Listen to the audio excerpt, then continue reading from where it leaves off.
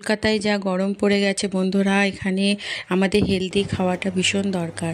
তো আমি কথা মতন কাজ, কালকে 1 কেজি দুধে পুরো দই বসিয়েছিলাম। দেখুন দইটা খুব ভালোভাবে বসে গেছে।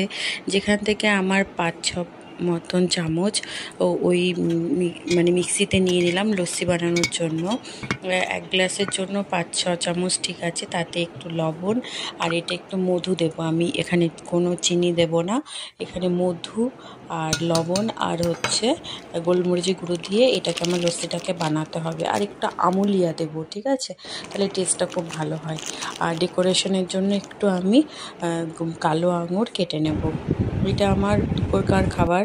মানে এত গরম পড়ে গেছে এখানে যে দুপুরে লাঞ্চ করতে ইচ্ছা করে না। তো এই লস্যিটা খেয়ে ঠান্ডা ঠান্ডা ভীষণ ভালো লাগে।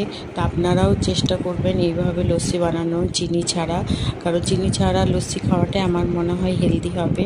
তো ভালো লাগলে ভিডিওটাকে লাইক